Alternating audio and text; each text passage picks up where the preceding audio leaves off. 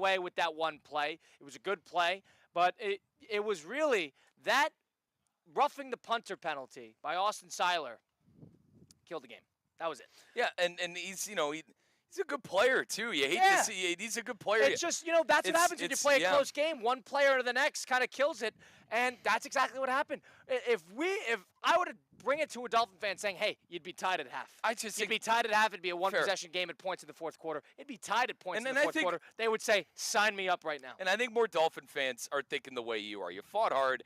Maybe you could string together a pretty decent season after really turning things around in Buffalo. Tough place to play against the league MVP from last year. But I also think a lot of Dolphin fans today are my end of like, you're 0-3. Like, great. We fought hard, but at the end of the day, you lost again. Like, it would have been great if you won the game. I think there'd be more optimism if you were able to win in Buffalo, get a division game under your belt, and go from there. You're 0-2 in the division as well. You're 0-3 on the year, and you're 0-2 within the division with losses to the Patriots and now with a loss to Buffalo. So, listen, you give Tua credit, you give the defense credit. Tyreek Hill finally showed up. Remember, I told you yesterday, Tyreek Hill needs to start playing like Tyreek Hill. Jalen Waddle needs to start earning that contract. Both those guys played well. Both of them made big plays. But once again, we're sitting here talking about a Dolphins divisional loss for the second straight week in a row. Here's the thing. The rest of the season put them in this position that it looks grim. It looks bleak. But coming off of that, they have been trending upward since week one. They have been drinking water. Oh, God, I needed it. Dude, it's hot out here. They're trending upward since week one. Trending upward. And that, honestly, is enough of a positive to take away from a game at Buffalo, Thursday Night Football, short week, on the road. Some injuries, especially on defensive side of the ball. Defense locked things down in that second half. They really did. They locked it. Josh Allen, I was listening on the radio broadcast, which you could hear on ESPN 106.3, and Josh Allen was uncomfortable. That was the big point of that second half, was he does not look comfortable. Mm-hmm. And he played a safe game, 200 some odd yards, 3 touchdowns. Yeah, he won the game, and the Bills played well. The Bills are a great team, but the Dolphins, I think that there are positives to walk away from this game, and more importantly, I don't think that game was Tua's fault. You want to turn to that interception? Yes. Did it kind of kill the drive? Yes, but that roughing the punter penalty put them behind the 8 ball, and that, in my opinion, really killed the game. It flipped the momentum. It did. Because they were flying before that. The two momentum shifters were the Prater missed field goal before half, and then that punt. It killed the momentum. Once you gave them the extra drive, it was right. we were on the outside looking in. Right. I thought that was a bigger play in the game than the Tagovailoa interception. It just seemed so. I think a Dolphin fan would say it's so Dolphin, right? Right. It's so Dolphin to have a chance to tie the game on the road in a game where you were 12-point dogs, the biggest dog on that NFL slate. And for Tua to do that. Like, I feel for Dolphin fan today. I do, because I think there's a lot of things to look forward to with the team and how they looked last night. But still, at the end of the day, you're 0-3. And then I can't help but to relate rooting for a miserable team as well. In the end of the day, you're 0-3, and it seems like there's no hope in sight still. 888-760-3776, number to get into the show. That's 888-760-3776. Should the Dolphins be pleased coming out of that game against Buffalo on Thursday Night Football? Are there more positives to take away the negatives after that specific game? Or are we still on the side of 0-3, all hope is lost, there was no hope there was no light at the end of the tunnel? Or did this game change your perception of how you view the Miami Dolphins? What does this game do for McDaniel? Does it McDaniel's got a better outlook today than he did yesterday. I think I agree with that. I still think I don't know if anything changes. They ran they ran their gimmicky offense, a lot of screens. Boy, a lot of screens. But am I going to sit here and complain when they kept turning the ball over? Instead of turning the ball over left and right, they actually played somewhat safe, and they were still able to score 21 points, probably with more opportunity to score in the mid-20s. That, to me, is not the worst thing in the world, especially on the road against a good defense. They sign up for that. Outside of that one turnover, played a mistake, and the turnover was a bad time. I'm not trying to absolve them of everything, but it was outside of that one play, it was a mistake-free game. The Dolphins were almost signed up for that. Yep. They would say, all right, going into this game, we're going to want to play it tight. We're going to try to get Josh Allen uncomfortable, and we're going to try to, slow this game down because sped up like the Dolphins, we think the Dolphins like, does not favor us. That favors Buffalo because Buffalo can score faster, and Buffalo's got more firepower. Yeah, and I'm going to give the Dolphins secondary, which is battered, some credit. They came up with big stops after big stops on Josh Allen. In the second half, what was it? The first possession of the half.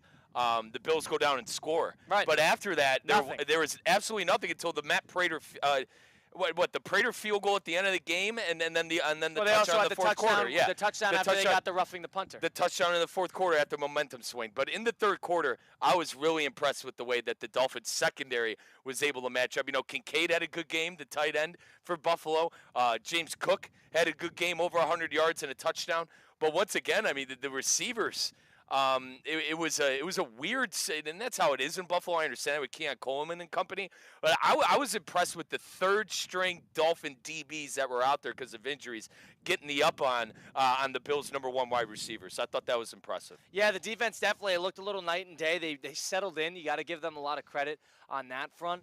And more importantly, the Dolphins on third down, they looked good all night. If you're a Dolphin fan and you're sitting there wondering, well, why didn't we air the ball out up and down the field, that's not what the Dolphins, that's not going to work, You just played your best game of the season, bar none. And, yeah, you didn't have as many, vertical stretching plays as you might have had recently, but you were in the game in the fourth quarter against a good divisional opponent that you never beat, especially in that building. And it was a one-possession game in the fourth quarter. You don't care how you get there. The fact that you were there is the positive. And if Tua has 100 yards versus 500 yards, to me, it doesn't make that much of a difference. No. So that's what I would sit and say, hey, do you want to be in the game or do you want Tua to have a great stat line? Yeah, and I sometimes you don't get both. I think Tyreek Hill breaking out, too, is a story. Tyreek Hill finally having a good game. He had 10 receptions and 100 yards going into the game. He almost got that on a single night. He almost doubled his statistics in 2 weeks in a single night at Buffalo against a defense who a lot of people think, probably including myself, could be competing for a Super Bowl. So, the run game I still think needs to get back on track. McDaniel has to figure out to run the ball at some point this year. I think that Dolphin offense really relies on running the football, too. A-Chain, 62 yards at 12 carries, good enough. But the story was Tua and Tyreek Hill finally figured things out, I think. The 5 receptions for 50 yards and that big touchdown for Tyreek Hill, and, the off-the-field stuff, I think, if you want to talk about it or not, it's there, So I think for Tyreek to overcome kind of some of the things that are happening in his personal life, I think there's something to be said there. They seemed serious for the first time in a while. Yeah. That was a serious effort. Was it the players' meeting? No. I don't know what it was. I don't know who you chalked that up to, but you got the sense that desperation seeps in. That's why I'm always worried about an 0-2 team. An 0-2 team is always going to give their best effort because nobody wants their season to sort of be over September 19th. And I don't care if they're that good or not. 0-3. They will do everything in their power to avoid that very outcome. I think the Dolphins gave them a good shot. Yes, did they not make the plays at the end of the game? Absolutely. Did, crucial penalty, which was a good call, and the roughing the punter really swing the momentum of the game? Yes. But, it was a product of them being overly aggressive, and defensively especially, they were on their keys, and they still give up 31 points. And I also think the offensive line for the Dolphins were great, too. No sacks in the game. If I'm Buffalo, I'm sitting there. We're a Super Bowl team, and where is the pass rush? I know Bosa's old, and, I'm never going to talk bad about a Bosa, but, he's old. I think that's something at the deadline maybe they look at is a pass rusher coming in Buffalo, because I would say that's probably the glaring hole on that team. Now, the defense didn't necessarily play their best game. If you keep an NFL team under 25 points, I still consider that good. But the fact that you didn't get to a one time last night, pretty good. Pretty good by that Dolphin O-line that got a lot of heat. And Kirk Herbstreit mentioned it a number of times in the broadcast on Thursday Night Football where he said, the Dolphins rely on their, speed, not vertically, but horizontally. And that includes the offensive line. They're fast offensive linemen, and they're sort of twitchy left and right. That is sort of how the Dolphins have always built that out. They don't have the vertical, threat. I know Tyreek Hill and Jalen Waddle are still there, but, Tua doesn't throw the same ball as he once did. They don't have the time. They just try to get the ball into playmakers' hands and let them kind of go. Ollie Gordon played well. They always have a couple of running backs in the mix. The Dolphins from now on, at least you saw a little bit of guts. That should, I mean, if you were a Dolphin fan looking for a Super Bowl this year, you had another thing coming. I don't know what Kool-Aid you were drinking. It was the wrong one. Coming out of that, you saw a little bit of guts. And I'm not saying this is enough guts to, keep the head coach around 9 weeks now. But, I mean, if you'd rather watch a lifeless 0-16, 0-17 team, that's one thing. I don't think this team's going to be that. This team is they've played better each week following. They played better yesterday than they did against New England Patriots because their defense was much better. Yep. So I got to give the Dolphins at least a little bit of flowers in how they handled that game. I do.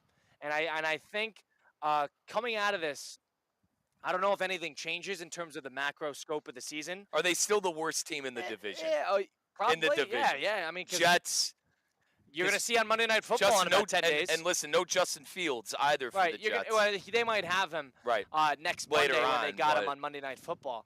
Yeah, the Jets are poor too, but it's about, kind of improving. Like, I think that's big. If for McDaniel to be around next season, he can't be the worst team in the division. Definitely not. Cannot be the worst team in the division with Drake May and Justin Fields. Team that played last night is not the worst team in the division. And quickly, May, young quarterback, you know what I mean? Patriots building. This is year 4 of McDaniel.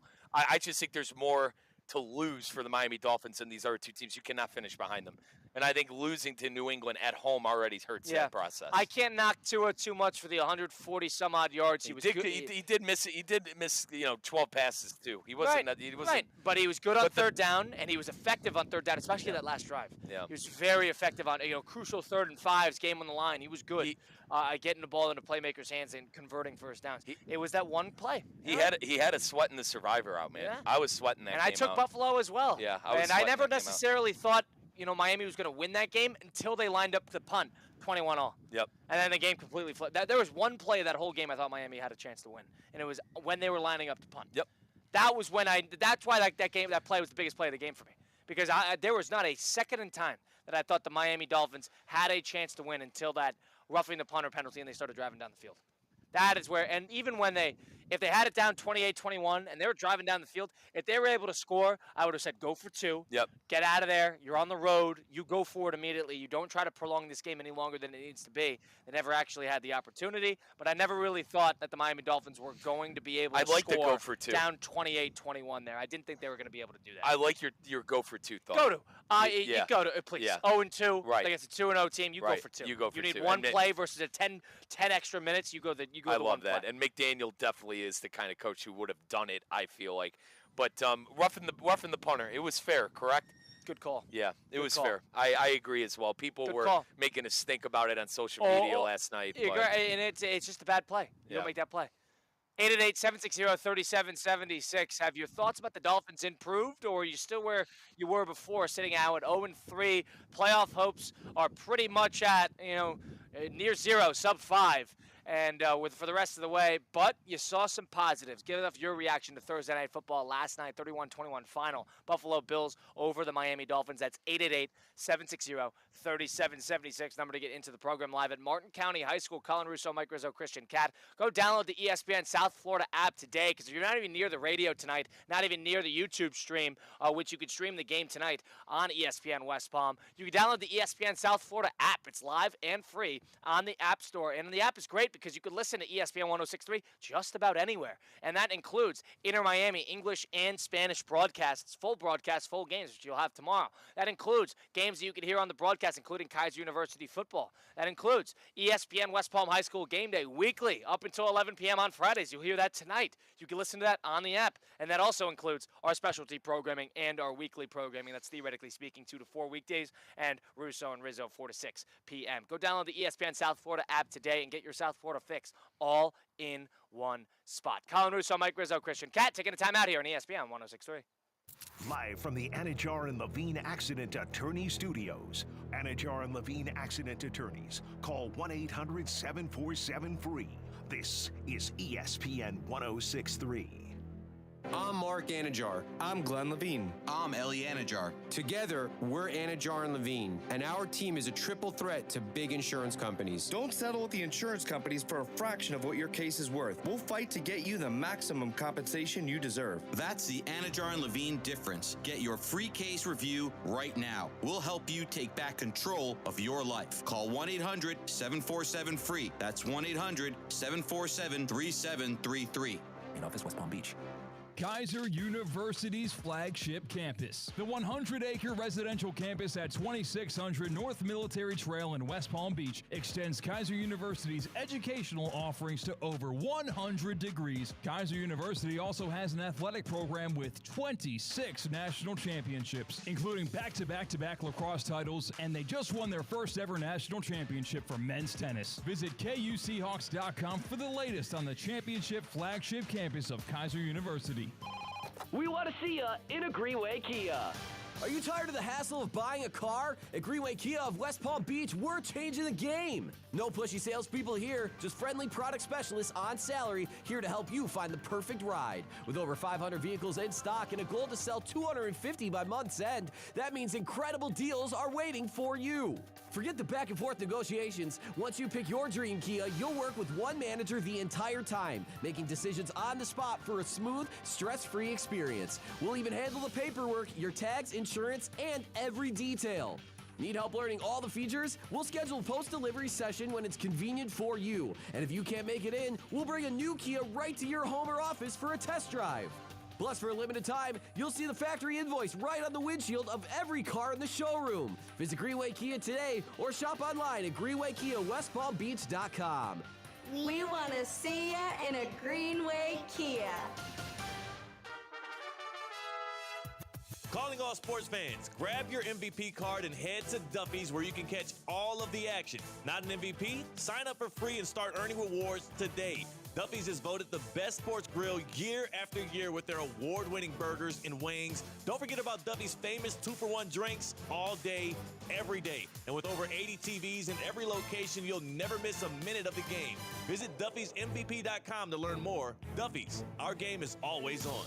Banyan Printing. For 47 years, the trusted partner for all your printing, mailing, and signage needs. And 2025 just brought something big to Banyan. Introducing Banyan's new press. Bigger, faster, and more competitively priced than anything you'll find anywhere in the Palm Beaches. Think variable data postcards, bulk mailings, and high-quality print on stocks up to a 24-point board. Banyan Printing. Visit banyanonline.com and discover how your business's printing materials can get bigger and better.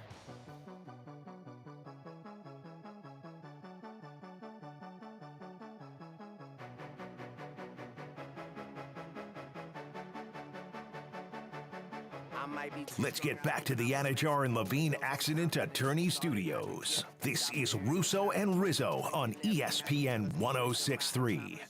We're not at it. We are not at the Anajar and Levine Accident Attorney Studios. We are over at Martin County High School, but still, Anajar and Levine is your go-to for whenever you're in that car accident, truck accident, suffering that slip and fall. Mark Anajar and Glenn Levine at Anajar and Levine Accident Attorneys. They're the type to fight for you. They don't even charge you unless you win. They work tirelessly to get you that maximum compensation that you deserve. Let's call it like we see it. They are the best in the business for a reason. Demand Anajar and Levine today, because that's the Anajar and Levine difference. All it takes is that one phone call. Take back control of your life. Don't wait. Call with a free consultation now. Call 1-800-747-FREE. 1-800-747-3733. Take back control now with Anajar and Levine. Colin Russo, Mike Rizzo, Christian Cat. Russo and Rizzo, ESPN 106.3. Also streaming live. YouTube, Facebook, and Twitter/X at ESPN West Palm. Well, the Dolphins now are 0-3. The Buffalo Bills advance to 3-0. Is it fair to say that the Dolphin season is over? Yeah, it's over. They're not making the playoffs in that sense. It's over in the sense they're not making the playoffs. It's not over in the sense of, is the brass coming back? Meaning, is Mike McDaniel and Chris Greer coming back? Now, Believe it or not. Keep this in mind. Hold on 1 second.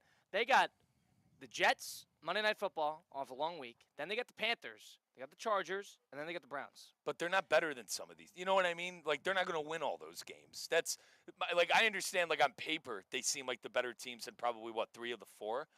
But I don't think they're going to win every single one of those games. I think it's going to be if they win 3 out of 4 there, and they're 3-4 this time in 5 weeks, are we having the same conversation? Probably. Probably. Because they're still not better in Buffalo, right? Right, but I'm just talking about salvaging a halfway decent season is what I'm trying to get So at. like 8 wins again? You think so here we go. Why I said the Dolphins season is over in the sense I don't think they're making the playoffs and competing for a Super Bowl. That's the ultimate goal. Number 2, it's not over. You can't just get rid of everybody when the season is not. I agree. I was pro get rid of McDaniel and Greer before the year, but I'm just trying to play devil's advocate here. I get it. If you're not competing, if you're not one of the 3 teams who have contended for a Super Bowl in the last 4 years. But Dolphin fans argue they should be there. They were in the playoffs 2 years ago. I don't think any Dolphin fan was expecting that this year. I do understand what you're trying to say. Yeah, in year 4 of Greer and McDaniel, this should be farther in than it is, and it's not. There's still that 5, and let's say they win 3 out of those 4, bud. There's still the 8-win team that's floating in mediocrity that you were last year. It's Groundhog Day in a sense. And is that good enough to hang on to that coach and the GM who's never won a playoff game in the 20 years? I know he's only been GM for 10, 12 years, but still never won a playoff game. So I think it's over. I don't think they're making the playoffs in that sense, but it's not over for Mike McDaniel and Chris Greer, who are trying to prove to Stephen Ross they still belong in the positions that they are. I give McDaniel credit. He said the Dolphins were better. They had a little bit of growing pains, please. Like how much has really changed? But he did mention growing pains last night. 0-3, I tend to agree. Is it really in your interest? I mean, you're like the opposite. You're in the antithesis of what the Steelers are. Instead of making the postseason every single year, you're sort of on the outside of the postseason every single year. Right. And you can't accomplish anything from there. If you get to the postseason, you got a little bit more of an argument. And even the Steeler fan is annoyed with how they've just sort of accomplished the same thing every single year. And now the Dolphin fan, 3 years running now of not accomplishing anything in the postseason and sort of getting to a similar spot outside of 2022, year in and year out. I understand I would understand the frustration. I would. And with all the extracurricular, and did they mention it enough times in the broadcast last night? Did they mention the extracurriculars with the domestic violence? Oh my God, they basically gave us the whole court document of Tyreek Hill's domestic violence case in the middle of the broadcast. And other than that, they were talking about all the distractions with the Miami Dolphins and the hoopla surrounding them and all the talking. The fights and training camps. They actually didn't shut up about it on the broadcast. So you heard enough about it. And but now you sit here at 0-3, a little soul searching and an easier schedule up ahead. But if your goal was to make the postseason, the odds are slim. 0-3 team making the postseason. What was that? The Ravens last year? Or what was that? The Bengals? Even the Bengals, I believe. Outside looking in to start the year, and they couldn't even do it. And they had a prolific offense. I don't know if the Miami Dolphins have either, but I do give them credit. There is something about showing that pride, and they showed a little pride yesterday. They showed a little guts. Only 4 NFL teams have made the playoffs after an 0-3 start since the league expanded to the 12 playoff team format in 1990. So 1992, the Chargers. 1995, the Lions. I believe that was a Barry Sanders year. 1998, the Bills. And then 2018, the Texans. So no team has achieved making the playoffs at 0-3 since the Texans achieved it. That was when they brought in Deshaun Watson mid-year, correct, too, I believe. Correct. So once again, Chargers in 92, Detroit Lions 95, Buffalo Bills in 98, and then the 2018 Houston Texans. There's a stat. 4 teams since 1990 have ever made the postseason. So let's forget the postseason for a second. What is the Dolphin fan looking for the rest of the year? Are they looking for a good draft pick? Do they want to rid themselves of this current era? Is that the goal? Or do you want to see a little bit of fight? Are you still a believer in Tua? Do you think that we just need to see a change of pace of the head coach? 888-760-3776. I think that's it. Regardless if McDaniel and Greer are back, I think Tua is probably the conversation. Because Tua is more likely to survive than Greer and McDaniel just because of the contract, right? And you got to think, we're paying this guy for, 2.5 more years after this. Are we going to be needing to look for some competition? It might be a little embarrassing. We're paying him all this money, but is it healthy to get some competition maybe for Tua that's not Zach Wilson? One thing you do know is you're probably not making a change at quarterback. Not in the next year. But do you bring in, I think, the competition thing. Like, do you draft a rookie? Do you draft a rookie? There's too much money tied to him. I agree with you. It's too much money. But look what, and I know it's different situations, but look what Cleveland did. They're still paying Watson all that money, and they know. They know that's I don't that's know dusted. if that's a role model. I'm not saying, brother. You get what I'm saying, though. I'm not saying it's a role model, but they know that the role model. Hear me out on this. They know. Hear me out. They know that they're ready to move on. And I think at the end of the year, the Dolphins could be there with Tua, that they might be ready to move on. It's actually not a bad idea.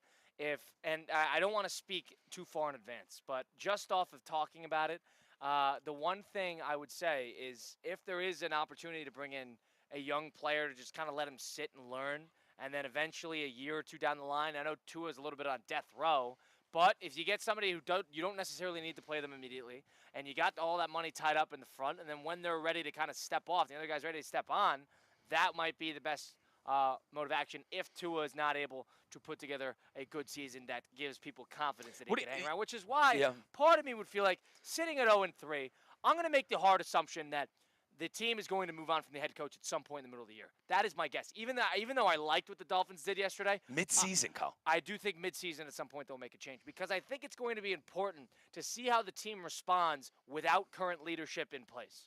I think if you want to do a real, litmus test of where this team is, get somebody else. And I don't care if you have coordinators, you don't know what you're going to do. Just get somebody else to be the lead voice and see how the team reacts. Because if the team reacts really well, you kind of know this was a change of leadership thing. But if the team also, again, stinks and this is a player problem, you get more answers off that. I'm gonna relate this to Tua because that's what we do with quarterbacks. This would be Tua's third coach. If they do fire McDaniel midseason, Flores, he was, too no-nonsense, non-negotiable dude for Tua. Okay, they fired him. Mike McDaniel, he was too much of his best friend. It didn't work out. Okay, they fired him. And now Tua on his third coach, they're trying to see if it'd work out a third time. That's my fight back. No, but my fight back to that fight back is that's why you do it midseason because he's going to play anyway. And then I think the only way this dude gets fired is if they're like 1-7. Right? I mean, my goodness. They're 0-3, Mike. If they don't win, Ross had his binoculars out last night. If they don't win 2 of their next 4, I think you start to think about it. Fair enough. And you mentioned the schedule with the Jets, with the Panthers, with the Browns, and the Chargers. If they go, anything worse than 2-2 there, there's no way coming out of that you don't have. I think then does it take a brain surgeon to figure this one out? But I truly think it's a must-win on Monday Night Football versus the Jets. It's a must-win next week. Have to. It's a must-win. And the weird thing is the Jets are probably going to need to win as well. They are. Maybe get a halfway decent game over at Hard Rock Stadium coming up next Monday. And I hope Aaron Glenn. I hope Aaron Glenn has Justin Fields. I hope you see Fields in that game. This was supposed to be the year for Fields to have his Sam Darnold, revival, Baker Mayfield revival. When you're a rushing quarterback like that, you're going to run into injuries. That would be my takeaway with that. I don't think he's a long-term option because he's not Cam Newton. He's not a linebacker playing quarterback, and Cam Newton can still throw the football. He's just Lamar is a 1 of 1. That's it. I mean, that's it. Maybe 1 of 1.5 with a little bit. So good, dude. But that's it. So you can't compare. But Lamar is so good. On a side note. Right. 888-760-3776. What now for the Miami Dolphins? Where do you look from here? How does the expectation change? Does the expectation change at all? Do you want to wipe it clean? Let us know. 888-760-3776. Do they have the worst situation in the NFL? The Miami Dolphins? I would say no. I think the Browns are in a worse spot. I don't think you disagree with me either. I just didn't want to hear you. Let's think about it for a second. The Browns have actually a good coach who hasn't done anything. The thing is, we're under the impression he's a good coach, but he hasn't won anything because he's been in an awful situation. And that was going to be my rebuttal. And you're going to have to make a very tough decision about this guy who's basically lost 30 games in the last 2 years. And you're going to have to make a decision on whether to keep him around and try to, reflux this whole roster. And you got bad management, you got bad ownership, you got the circus following you everywhere you go. Cleveland's in a worse. I was hoping to hear the Chicago Bears. I was hoping to hear the Cincinnati Bengals with no Joe Burrow this year. Because I'm under the impression that the Chicago Bears. Listen, can we call it quits on Caleb Williams yet? No. I still am a believer in some capacity in Williams. I think they got the right coach in there. I think they got the right quarterback in there. I think they're just that. If you want to talk about growing pains, not year 4 of McDaniel. It's year 1 of that. That is where I'll fight. I was hoping to hear Carolina. I was hoping to hear New Orleans. I just feel like there's a ton of ways you could go with this, and they're all their own unique situations. You brought up all great points with the Brownies, Kyle. With the Dolphins, you don't know if Tua is the franchise quarterback, but the problem is you're giving them a lot of money. The Dolphins have the easiest runway outside of getting out of Tua's contract. They have the easiest runway to completely just cleaning house. Yeah, cleaning house and they have the best it. route. They might have to keep the quarterback around. But other than that, they have the best route. And the really Saints, clean it out. the Saints are doing that facelift right now with Kellen Moore. Right, they're going to find.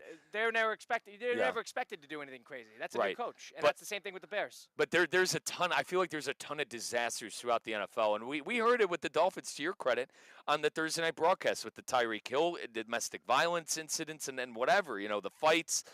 It's wild right now because they're 0-3. These other teams, I promise you, are going to be 0-3 as well, probably come Sunday night when we're all watching football night in America for the Sunday night game. But it's like, like Chicago, they got a tough matchup too coming up this weekend with the Cowboys. And the Chiefs are going to beat down on the Giants. Oh God, the Chiefs going to beat down on the Giants. Oh, at home, Sunday night football. Oh my God, are they going to? What do you mean? It's Russell Wilson, man. He just came out throwing for 500 yards. Russell Wilson throws for 500 yards again. They're home.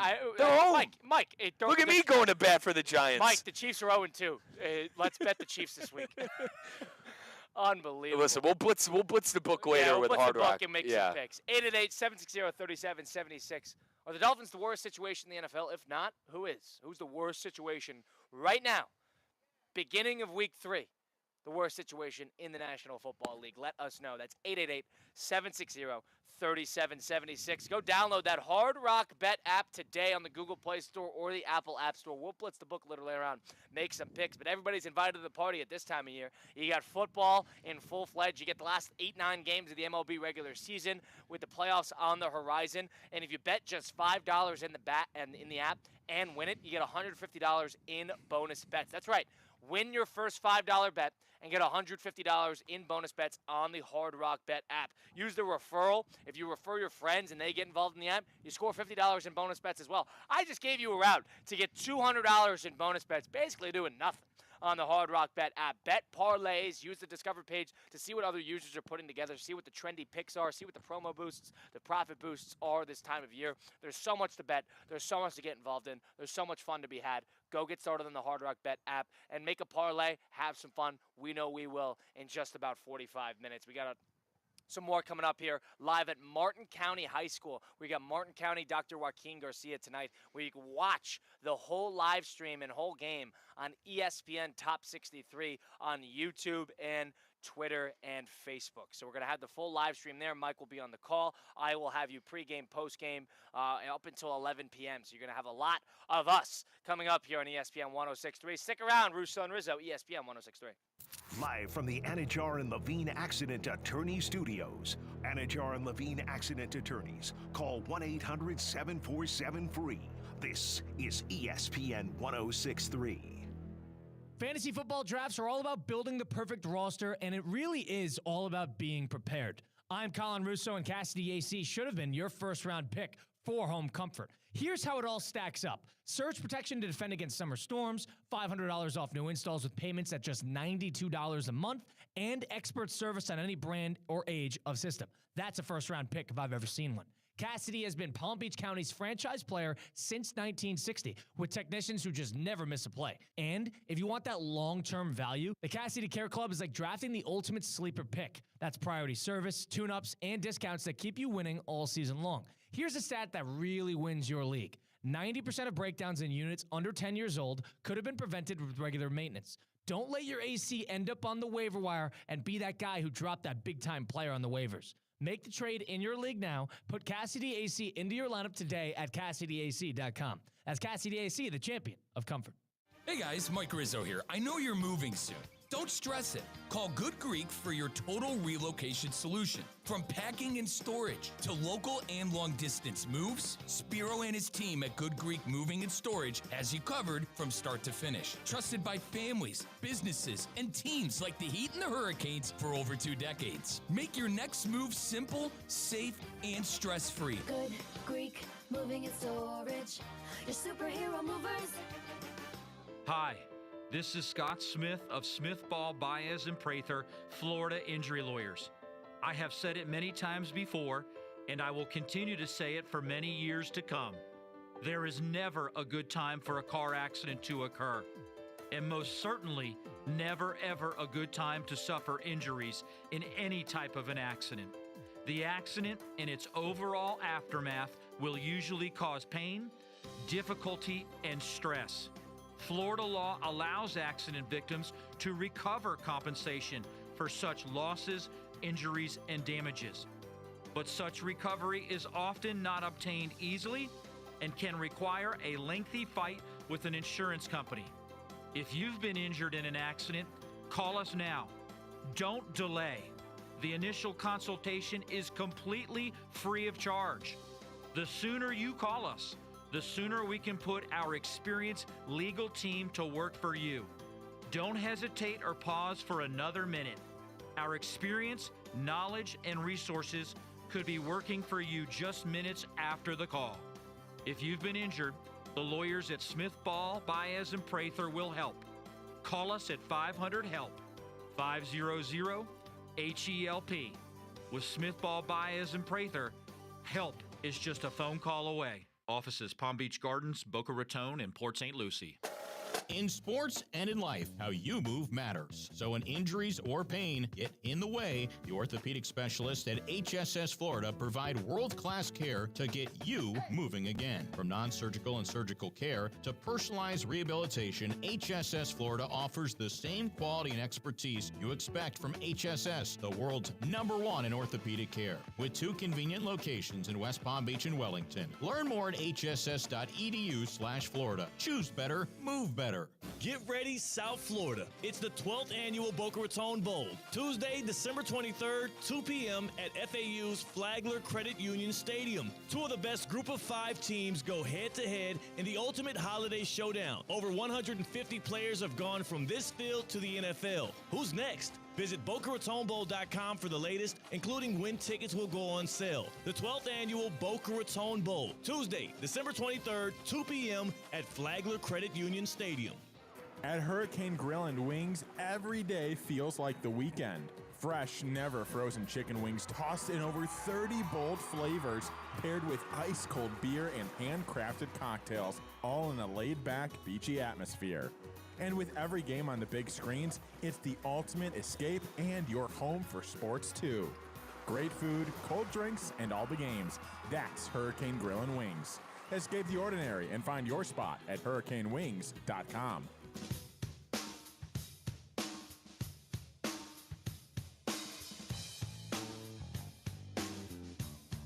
To it. Oh, and it's intercepted. It's picked off at about the 20-yard line. Terrell Bernard with the huge interception. Let's get back to the Anajar and Levine Accident Attorney Studios. This is Russo and Rizzo on ESPN 106.3. UF this weekend. We got a little battle of the Sunshine State, a little showdown action going on at Hard Rock Stadium. If you're not going all the way down to Miami to watch the game, you can stay up here north and enjoy the game with Tullamore Dew. And ESPN West Palm and folks, Tullamore Dew are celebrating a huge Sunshine State showdown tomorrow at O'Shea's Irish Pub. Watch Miami and Florida go head-to-head with the ESPN West Palm Street team from 6:30 to 8 p.m. Once again, O'Shea's Irish Pub with ESPN West Palm Street team from 6:30 to 8:30 p.m. Enjoy Tullamore Dew specials and score prizes like Tullamore Dew cornhole kits and sunglasses. Versus UF with ESPN West Palm and Tullamore Dew tomorrow at O'Shea's Irish Pub, 531 Clematis Street in West Palm Beach. Tullamore Dew, triple distilled, blendish Irish whiskey. UF tomorrow.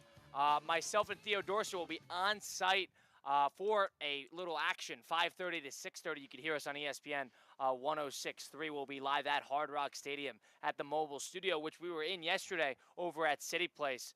So stay tuned for that. You got a college slate tomorrow, which includes UF. We're both on the same page that this is going to be all the way. But here's the thing. Let's hear me out for a second. University of Florida football, do you not see the parallels a little bit with Miami Dolphins? That they could be in this game. It could be a game. I think I'm done, Even completely think disregarding. macro, too. Think big. I mean, they did it against LSU. Billy Napier could have not come back last year. The quarterback, there's sort of a lot attached to him, but, he hasn't necessarily lived up to the hype, lived up to the contract, lived up to the 5-star rating that Lagway has. Right. And a terrible start to the year, and now entering a big game, sort of do-or-die mode for the Florida Gators. You can't go to 1-3. I see the parallels between what the Florida Gators have been doing to this point and the prospect of this game versus what the Miami Dolphins had to do yesterday. They low-key showed up for LSU as well. Showed up enough. The defense. You walked away from that game thinking, they looked a little better, but 5 interceptions offensively is a disgrace. But the defense holding, a Heisman Trophy hopeful and Garrett Nussmeier to 20 points on their home turf. Keep in mind, very 13 impressive. Points, 13 points because that third interception from Lagway was a pick 6. So that's 13 points against LSU. You'll take that. It's impressive. But I agree, but you're still 1-2. This is do or die time. It is, and I think Beck is. I think Beck in that Miami offense, it's clicking more than the LSU offense in the first 3 weeks. I think that's completely on display. You saw Miami put up 49 points against USF. 49-12 was that final score against South Florida at Hard Rock Stadium.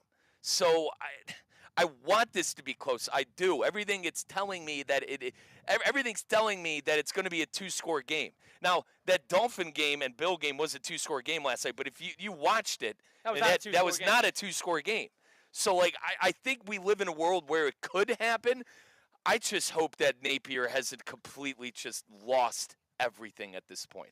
I mean, you lost the USF on your home turf. All right, fine. And then your star pupil throws 5 interceptions. Everybody and you outside blow of Lagway played pretty well. You had a chance to make a statement against a top 5 team in their own building. It was 13-10, man. You had every chance to go down and win that game, and the star pupil fails. So I think there are going to be Gator fans there. The atmosphere, I don't think, is going to be so completely pro-Miami. I think there's going to be more. 25% Florida. Yeah, there's going to be Florida fans there. You hope they show up. If they don't, do you even give Napier the code to the building anymore? I mean, my gosh, if they get blown out in that game, I don't even know what Florida fans are going to do to and then granted, they're not going to do anything, but you get what I'm saying. What are they going to write about them? What are the students might, cause a scene at some of those places down there in Gainesville if they get the doors blown off them. There's a parallel to be had about where Florida is and where they stand and where the Miami Dolphins are, because both coaches are in similar situations, sort of, on the cliffside, waiting to either be, give themselves another 5 minutes or somebody's going to shove them off, and that's going to be it. And Billy Napier, is also in danger of not surviving the season. Mike McDaniel's in danger of not surviving the season. DJ Lagway, you're losing the confidence of the fans every passing game. Tua Tagovailoa, probably something similar. Losing the confidence of the fan every passing game. And you got a huge game now where if you lose, and I understand it's not an SEC game, things can change. Maybe they, run the table with their SEC schedule. I'll be surprised. Maybe they could run the table with that SEC schedule. But if you're going to lose the USF in Miami, I have a hard time seeing you beat 2 of Tennessee, Ole Miss, Texas, Georgia, go down the list. Right. I have a hard time seeing that if you're not going to be able to at least beat 1 of USF or Miami. So your season's not over logistically, record-wise, but energy-wise, momentum-wise, you're as close to as over as I've seen. And my God, Lagway at College Station, that is just. And that's the part I'm upset about. We were supposed to get Carson Beck and DJ Lagway in a quarterback duel. This game was supposed to be one of the marquee games on the football schedule this year. I'm also rooting for Miami to win because I think Miami winning that game makes that Florida State game in 2 weeks much better. It does. And I think both of those teams have, I'd put it at 50-50. I don't know who's going to win that game. You tend to go with the home team. You want that game to be a big game. Yeah, you do. So you want Miami to win that do. game. Miami coming off a loss kills a lot of momentum in that game. So You my do. personal, if I'm going to take a side, I'm going to hope that Miami wins this game. And I'm going to hope that they look pretty good doing it. Yeah, I think, sticking with Miami and FSU quickly, I think with Clemson bowing out, I think with SMU, losing in double overtime to Baylor, you look at some of the other teams within the conference, I think those two are probably the best. I know it doesn't, like I said, take a rocket scientist to figure that out, but Georgia going into Tech's the year, right how about there. that? Georgia Tech's right there. You still believing in Haynes King and company? Yeah. They'll. My issue with them, the last couple of years, they get these big wins and then they lose to Virginia, right? Yeah. And then they lose to Virginia. You're Even though our ESPN West Palm teammate here, Andrew Crosby's worried about Virginia and going on the road on a Friday, is it? Yeah, on a Friday in a few weeks. But that's the ultimate goal. Get those teams undefeated. Keep this in mind, though. And get a true ACC undefeated bout in Tallahassee when the Hurricanes visit. Georgia Tech, they got Temple this week on the CW. I'll have to miss that. Oh, Temple. Temple? Yep. Okay. And then they got at Wake Forest, at Wake Forest, Virginia Tech, Duke, and then Syracuse, basically between now and November. Are you buying Fran Brown in the orange? No. Who almost lost Virginia to Tech UConn. Virginia Tech is one of the worst teams in Division I. Can I say something quickly? Duke is not any good. Quickly about Fran Brown. I love that he had that team running gassers. I agree. After almost That's losing Herb to Brooks UConn. and Miracle. That's awesome. That's Herb Brooks amazing. and Miracle. What's your That is- name? And then, he kept saying, his first name, all right, run again. Yeah. And eventually somebody probably on that field said, I am so-and-so. I play for the Syracuse Orange, or I represent the United States of America. It's like Miracle. Yes. That's it. I love loved that. it. I loved Keep every running second of it. until Yeah. somebody realizes that the name on the front of the jersey means a whole lot more than the name on the back. We love Miracle. Love Miracle. We love Miracle. Love the 5 at 5, too. It's coming up on the flip side with Christian Katz. Stay tuned for it. Russo and Rizzo, ESPN 106.3. Tina, I've been looking everywhere for you. Hey, Colin, what's up? How's the gym? It's been great. I'm seeing results. My sports-certified Vitacost products have made a world of difference. Oh, same. Isn't it great? Vitacost is basically the reason I've been able to keep up with Ironman training. Everything you need is in one place for my BCAAs, protein, and electrolytes. Best part, it's all clean and free of banned substances. Go re-up on your supplements today. Visit Vitacost.com and use code ESPN20 for 20% off. Level up your game with Vitacost. For 48 straight years, Ford F-Series have been the best-selling trucks in America. We got here by engineering breakthrough technology, redefining Built Ford Tough, and never settling for second best. But what's really made Ford F-Series the #1 selling trucks in America is you. Ford F-Series, Built Ford Tough. Based on 1977 to 2024 calendar year total sales. Business owners, are your employees driving you nuts? Is money tight? Or have you just poured your heart and soul into your business and now it's time to retire and just relax? At Transworld Business Advisors, they have buyers from all over the world ready to buy your business now. Call for a confidential conversation about your business's current value. 561-203-5121. That's 561-203-5121 or visit tworld.com today. ESPN West Palm and Tullamore are celebrating a huge Sunshine State Showdown tomorrow at O'Shea's Irish Pub. Watch Miami and Florida go head-to-head with the ESPN West Palm Street Team from 6:30 to 8:30. Enjoy Tullamore specials and score prizes like Tullamore cornhole kits and more swag. UM vs. UF with ESPN West Palm and Tullamore tomorrow, 6:30 at O'Shea's Irish Pub in West Palm Beach. Tullamore triple distilled blended Irish whiskey. Breaking news on ESPN 106.3 is brought to you by St. Lucie Battery and Tire. This just in, we begin this hour with breaking news. When news breaks, ESPN 106.3 has it covered. We've had developments. ESPN 106.3 can now report. When your vehicle breaks, St. Lucie Battery and Tire fixes it. Stay tuned to ESPN 106.3 for more breaking news. Brought to you by St. Lucie Battery and Tire. Miami Dolphins football is back at Hard Rock Stadium. The party starts the second you hit the lot and doesn't stop till the final whistle. There's nothing like experiencing Dolphins football live. Single game tickets are on sale now with options for every budget, from the 300 level to our luxury offerings. Turn Sundays into something unforgettable. Secure your seats today. Visit MiamiDolphins.com/tickets and get ready for game day. The season is kicking off. Keep your home in the win column with EDS Air Conditioning. Right now, qualified customers can score 0% interest for 60 months on a brand new AC. Hot streaks belong on the field, not in your living room. With over 800 Google reviews and a 4.8-star rating, EDS is trusted as the MVP, and it has been since 2006. Visit EDSIsYes.com today. Kick off your game day comfort and don't sweat the small stuff. A resort destination beyond compare, yet conveniently close to home. The Breakers Palm Beach offers everything you desire with the service you deserve in a breathtaking oceanfront setting. Immerse yourself in unparalleled seaside glamour and enjoy all the Breakers has to offer as you create lasting memories with those who matter most. The best part, you don't have to travel far to feel worlds away. Visit thebreakers.com or call 1-800-BREAKERS today. Anajar and Levine. Call 1-800-7473. That's 1-800-747-3733. ESPN 1063. WESP Jupiter, a Good Karma Brands radio station.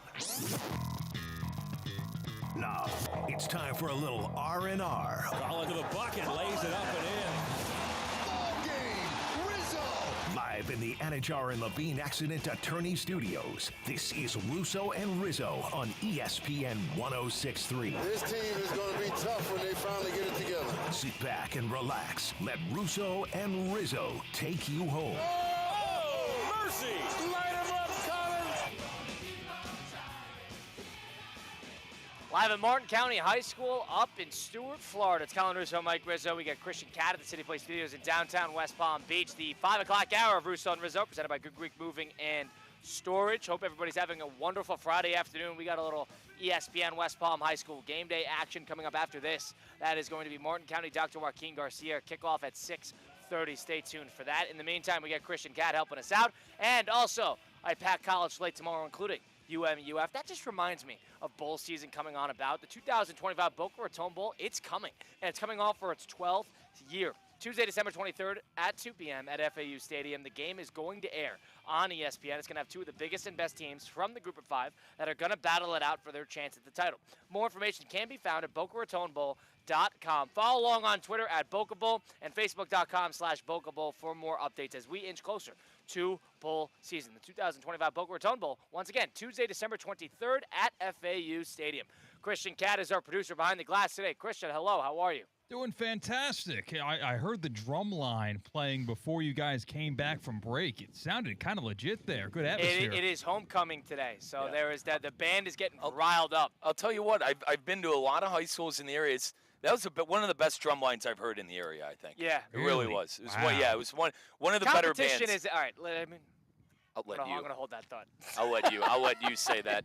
But I thought it was one of the better ones that I've heard down Well, here. yeah, Christian. Colin, you went to a high school last week. You said the band sucked. Is that what you said? There you go, Christian. Band, listen, You're I've not going to seen say where, but There you go, Christian. I've heard some bands, and I think it was their first time picking up the instrument. If I had to take a guess. Please stop. they dude. wouldn't have a spot in Mr. Allen's Opus. You guys ever watch that movie? Yeah, absolutely. Okay. Good shout, Christian. They would not have an opportunity. You know, it's not the Philharmonic. Let's put it that way. All right, Christian, what do we got today? Let's do a 5 and 5 presented by Flagler Credit Union.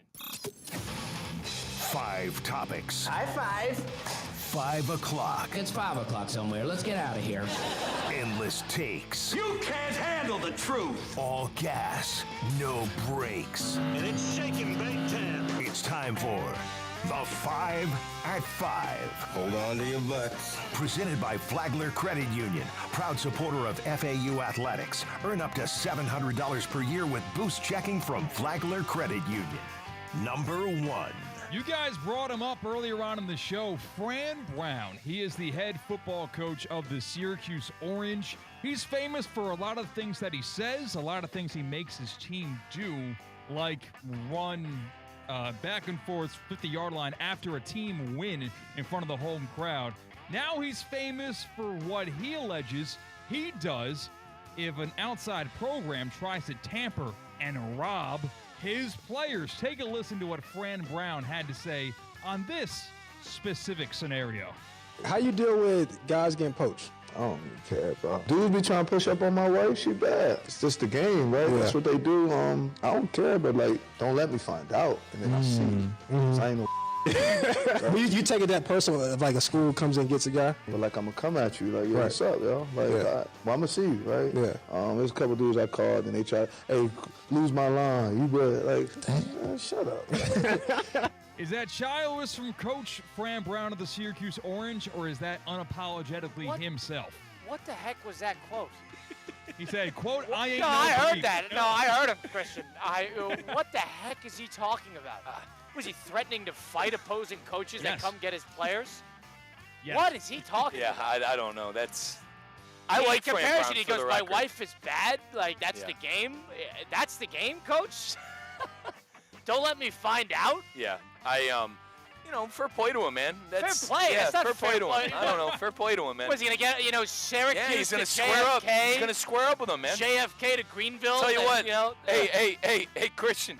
Better tell your buddy James Franklin, don't mess with Cuse. You're going to get squared up by Fran Brown trying to steal his player. Syracuse, drive 7 hours down to Happy Valley and throw him up with James Franklin? Back in the 60s and 70s, all right, if you got caught with someone else's girl, you're squaring up. Fran Brown, fair play to him. That's how he still handles his business. It's very bizarre. It's funny. It is funny. Well, I mean, geez, that's your perspective. Don't let me see it. It's not like Syracuse. It's the Nebraska of the 90s. Can we take a pause on that? I mean, Jim Mora and the UConn Huskies, which has about a grand total of $0 to put together a roster, are talking about, getting the guys running on the sideline. You're an ACC school. Let's keep that in mind. Hang on. Jim Mora? That's news to me. Yeah. Jim Mora and UConn? Yeah. Oh, my God. How about that? And Fran Brown taking him up and down the sidelines. Fair play. Hey, that's a fair play to Jim Mora, man. Having UConn ready to play in the ACC. Number 2. Number 2.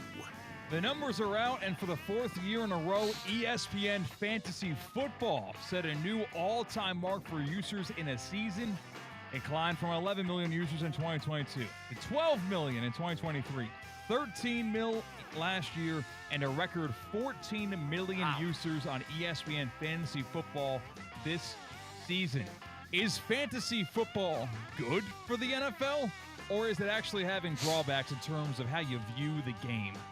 Before I answer that question, I have noticed more in the past 2 years where whether people we work with or girls you're friends with, girls who are not NFL fans and they're not football fans, more and more, more specifically, either whether people you work with, male or female, but mostly the girls, especially the women that we work with in the office, they're doing fantasy football when they hadn't before. It's new. The last 2 years they've been starting to draft teams. That's something that I didn't necessarily, that was not a thing 3 years ago. People didn't do it recreationally unless you were a football fan. I think that's become much more normalized. Colin, you mentioned, the women's side doing fantasy. Christian, that's how I got. We're not NFL fans. Yeah, but that's how I got one of my more recent exes to pay attention to football and care about football was fantasy, because she was a competitive gal. And I got her into fantasy football, and she could not wait to watch Red Zone every Sunday. So, master plan was complete. Dude, but Swifty helped too, Christian, honestly. True. Swifty helped. It was a perfect storm. Swifty became a thing, and she started getting really competitive with fantasy football, and she would watch with me on Sundays. Yeah, your ex-girlfriend story is similar to my girlfriend's story. About 4 years ago now, might have been 5 years ago now, got her into fantasy football. I just needed an extra team manager in order to have a 12-team draft. She rose her hand to help me out, and now she does not get off the couch on an NFL Sunday because she needs to keep track of her fantasy football team. Like you said, Mike, very competitive. She cannot stand college football unless it's a Penn State big game, but she loves the NFL because she's got invested interest. She's a part of the game now. Yeah. It's strictly in the players, though, right? She's strictly about her fantasy football team? Yeah, we're trying to get her there. Trying to get her to a team. Here's the thing, boys. For us, Christian and Colin, I'm going to speak for you guys. I think you're on the same boat. Boys, I've had my same fantasy friends for baseball and football. Our basketball league fell apart, but for our football and basketball league, we've been playing since 08. You know what I mean? Christian, I was in middle school playing fantasy sports. And, like, I understand because it's new for some people, right? Like, people who weren't originally football fans, I feel like the introduction to the NFL is always fantasy football, and that's how you hook somebody. I did notice, though, and like I said before, in the last 2-3 years, it has exponentially risen amongst people who don't care about football. Maybe I just haven't paid attention to it, but I've noticed it more in the last year or two than I have ever before. And there is such thing as beginner's luck. I don't want to hear it. There's such thing as beginner's luck in fantasy football, Christian, because so many times it's someone's first year, and all of a sudden they're in the championship game. To answer that second question, do I think I like fantasy football. I think there's a place for it. I think people enjoy it. I think it's fun. It adds a little competition, and it's a great way to stay connected with some friends if you're in a long-time league. Definitely. Great way to stay connected. But if I were to, push back a little bit, I do think fantasy has made it a very individualized. You're rooting for the player, not the team. And that's where people need to make sure that they have a team that they root for, and they try to organize their fantasy football team to sort of cater to that. For me, the way I do that, and I'm not saying it's the right way to do it, I just try to stay away from division rival players. Yeah. And I definitely try to have at least 1 or 2 Jags players, hell or high water, on the roster.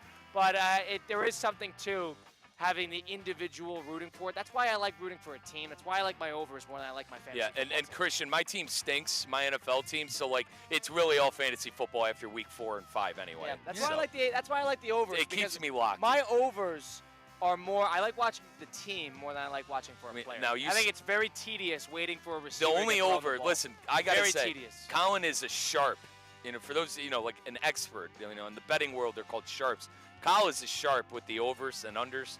I wouldn't say that. You're dead wrong on the Panthers stuff. That's the one that you're just completely dead wrong on. Stay true to the path. Stay true. Yeah. We're on the right. We're on the right path. Yep.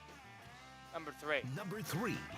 Let's continue on and go to some more college football. Looking at tomorrow's slate, is there an upset brewing up and down that Saturday card? Could a top dog get taken down? What say you, Russo and Rizzo? You're down on Oklahoma here? Yeah, I like Auburn. I like Jackson Arnold to beat his former team. I'm big on him. Listen, I know Hugh Freeze gets a bad rap for, good reasons, but I actually think he's a pretty good coach, and I think Jackson Arnold's the real deal. I've been following that kid since high school, and he was a 5-star. And you're still trying. I mean, he hasn't done anything much in his career. Beat Baylor. And it was his first year starting, got benched at Oklahoma. I just think Oklahoma was kind of a mess with Venables and company last year, and I'll give him credit. It's been a good year so far beating Michigan, and Mateer seems like the real deal. I'm curious on see if Tulane can can keep up with Ole Miss's offense. It doesn't sound like Austin Simmons is going to play, who was the previous quarterback. Now, Trinidad Chambliss, who is the backup, who played great against Arkansas. Granted, Arkansas's defense would struggle in this conference that we're sitting at Martin County. But, generally, let's see if Tulane with Jake Retzlaff, who was our guy at BYU. He was our guy. If he can, kind of surprise them a little bit. That's a 3:30 coming off a big win. Second week, you got a little film in the quarterback. Let's see what happens to Ole Miss this week, sitting at 13. Number 4. Number 4. Some injury news out of the NFL. Not good injury news out of the NFL. Commanders quarterback Jaden Daniels is out versus the Raiders with a knee injury. Marcus Mariota will get the start for Washington this weekend. How important are the legs of Jaden Daniels to his game in the NFL level? Well, let's see. Talk about the legs. That's why they put Marcus Mariota in there. Right. Because Marcus Mariota can pick up where they left off. It's similar. And Mariota's a good backup. He really is. So I don't know. It's going to still be a competitive game. Fortunate for the Raiders, sitting at 1-1, that they could potentially go to 2-1 without the starting quarterback, Jaden Daniels. But they're coming off a long week. They probably have known for a while that Jaden's probably not going to play. Right. Probably known for a number of days. So this is not necessarily catching them by too much surprise. But I think that Washington Commanders got to be careful here. You drop to 1-2, your only win is against the New York Giants, Week 1 of the NFL season. You got a little bit of an uphill battle to climb, especially in that good division. They haven't looked good yet.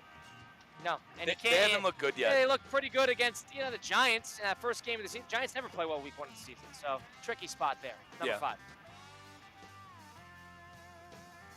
Number 5.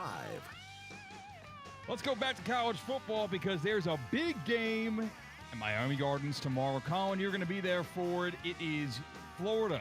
It is the Hurricanes. It all goes down at Hard Rock Stadium. Let's rewind back to last week. where maybe the greatest college football coach of all time, Nick Saban, joined Pat McAfee and talked about how he views the current iteration of the Miami Hurricanes. Miami, though, looks for real. Cristobal seemingly has the team, and Carson Beck looks like obviously who he is, a 10-year vet out there. And I think one of the reasons for that, they're much better on defense. All right, but Carson Beck is a really good quarterback, and he's played exceptionally well so far this year. But they are physical, man. I mean, they played physical. They were more physical than Notre Dame, which is typically a pretty physical team. So the combination of those two things and the improvement on defense, I think, is going to make this a hard team to beat. I like how physical they are. I feel like whenever you see guys, if they're big and fast, boy, they have a chance. Question for you, Mike. Question for you, Colin. Are the Miami Hurricanes the best team in the country? Christian, through the first 3 weeks they are. They have the two arguably most impressive wins. Now, I know Notre Dame dropped to A&M. Best resume for sure. I know Notre Dame dropped to A&M. That's still a very impressive win. That's a game Miami always loses, by the way. And then USF winning 49-12. Beck looks like a Heisman Trophy candidate, and I agree with Coach Saban, and I respect Coach Saban a lot. The defense is physical. They fly to the ball. They have athletes everywhere. Now, Cristobal, you might have some questions there if he gets in his own way, but it seems like that's not the case this year with these Hurricanes. I think right now they are the best team in the country. I do. Put together the best resume. You can definitely make the argument they've looked the best to this point, week in and week out. I mean, from where we stand today, if you're going to judge it on 3 weeks, that's probably the conclusion you're going to come to. And quickly, I think that Florida State, Colin mentioned it earlier in the show, we hope Miami and Florida State are both undefeated in that matchup. I root for a good game. I mean, we really have been robbed of good games. Texas and Ohio State was a sleeper. Michigan and Oklahoma, that was never really a game. The freshman quarterback wasn't ready for the game. And then last week, LSU and Florida, they threw 5 interceptions. Tennessee was a great game. It was. But to that credit, Christian, these big games have kind of been sleepers. I'm hoping they can live up to that. That was our 5 and 5 presented by Flagler Credit Union. Christian Cat is going to be on the road this weekend, going up to Chicago this weekend, so you won't hear him on the call tonight with ESPN West Palm High School Game Day. Instead, you're going to hear Mike Rizzo. You can also hear that on the ESPN South Florida app, which you can download on the Google Play or on the App Store right now for free. The ESPN South Florida app, it's your place for Russo and Rizzo, theoretically speaking. If you miss any of it, you can listen to it live on the app from anywhere. You can also listen to Inter Miami English and Spanish broadcasts on the app as well, Deportes Radio. You also got Kaiser Seahawk football games. You got everything you need. South Florida sports in one spot. It's the ESPN South Florida app. Go download it today for free on the App Store. We continue on here. Russo and Rizzo, we look ahead to the college slate and NFL Sunday slate. Lots to talk about, lots to do. Stick around for it. Russo and Rizzo, ESPN 106.3. Live from the Anajar and Levine Accident Attorney Studios. Anajar and Levine Accident Attorneys. Call 1-800-7473. This is ESPN 106.3. Get ready, South Florida. It's the 12th annual Boca Raton Bowl. Tuesday, December 23rd, 2 p.m. at FAU's Flagler Credit Union Stadium. Two of the best group of 5 teams go head-to-head in the ultimate holiday showdown. Over 150 players have gone from this field to the NFL. Who's next? Visit BocaRatonBowl.com for the latest, including when tickets will go on sale. The 12th annual Boca Raton Bowl, Tuesday, December 23rd, 2 p.m. at Flagler Credit Union Stadium. I'm Ellie Anajar of Anajar and Levine. Injured in a car crash? Never rush to settle with insurance companies, and never settle for just any attorney. Demand Anajar and Levine. Our experienced legal team will fight to win you the maximum compensation you deserve. Call me, Ellie Anajar, for a free consultation, and take back control of your life. Call 1-800-747-FREE. That's 1-800-747-3733. Indian Printing, for 47 years, the trusted partner for all your printing, mailing, and signage needs. And 2025 just brought something big to Banyan. Introducing Banyan's new press. Bigger, faster, and more competitively priced than anything you'll find anywhere in the Palm Beaches. Think variable data postcards, bulk mailings, and high-quality print on stocks up to a 24.4. Banyan Printing. Visit banyanonline.com and discover how your business's printing materials can get bigger and better. Football season is here, and the ultimate game day headquarters is Twin Peaks. Whether it's college Saturdays or NFL Sundays, catch every kickoff, every touchdown, every Hail Mary right here at Twin Peaks. Eats, drinks, scenic views, from scratch-made favorites to ice-cold 29-degree draft beers, Twin Peaks is delivering all the winning plays. Looking for a stronger lineup? No one does game day like Twin Peaks. Twin Peaks, come for the game, stay for the experience. This is the Inter Miami save of the game. Look out, Rothrock won a ball. Here he comes against Falcone. And taking a shot, Rothrock right of the 6-yard box. And it's gobbled up by Oscar Ustari, who dives on the ball in front of the goal line. It was a tough angle for Rothrock. He was trying to go between the legs. 5-hole on Ustari. Ustari shut it down. Brought to you by PNC Bank. PNC Bank. Brilliantly boring since 1865. 2 hours ago, Kyle arrived at the bar. Hey, what's everyone drinking? 30 minutes ago, Kyle got his friends another round of drinks. Cheers! 5 minutes ago, Kyle decided to drive home drunk. A minute ago, a law enforcement officer pulled up behind Kyle. Sir, have you been drinking tonight? The chain of events that began 2 hours ago is about to change Kyle's whole world. Drive sober or get pulled over. Brought to you by FDOT. Whether it's a clutch touchdown pass, a game-winning dunk, or an impressive dash to the finish, we want to highlight the best performance of the week. The winning performance will receive $500 courtesy of Baptist Health Orthopedic Care. Catch the biggest moments and winners all season long on ESPN 106.3 and ESPN West Palm Play. Nominate them today by emailing highschool@espnwestpalm.com. Baptist Health Orthopedic Care. Welcome to being treated like a pro.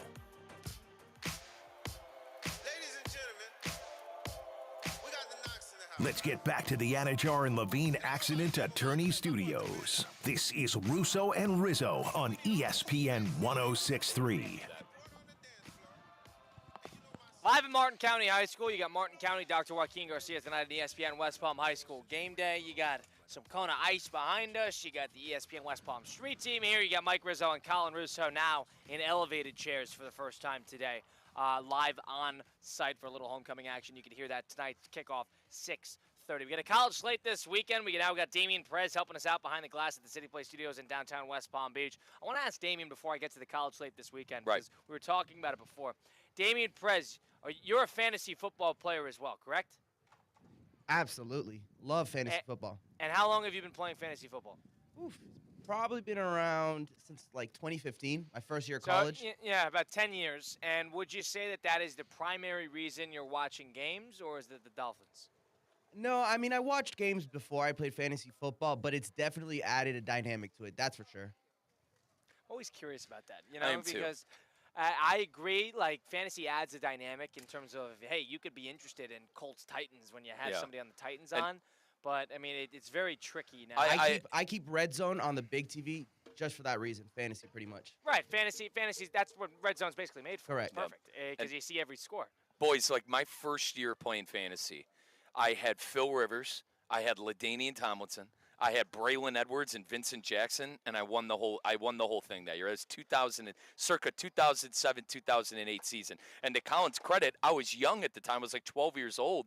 Dude, I was rooting for the Chargers nonstop. I mean, they had Antonio Gates, who played in my backyard at basketball, Kent State, Northeast Ohio. Like, you get those rooting interests. And, like, I feel like with people, especially that are new to football, to piggyback off of what Colin said, people who are new to football in the NFL football, that's maybe how they find their teams. They find their teams by that first year that they have in fantasy. Oh, this guy was great, and I loved watching this team. I feel like that could be something, too, getting someone into football and getting someone to have a favorite team. Yeah, it's a great introductory. It really is, because it's digestible. Yeah. You're looking for scores. You're looking for touchdowns. Red Zone is very easy. Do you want to know what I turned down? I turned it down. My buddy and his friends created this league. It's Power 5 college fantasy football. Ugh. Power 5. Ugh. And oh, God. It's a lot of guys. It's a lot of teams. I would hate that. It's a lot of guys and a lot of teams. How many guys? Like, they have, like, so it's my ex-college buddies from Ohio State.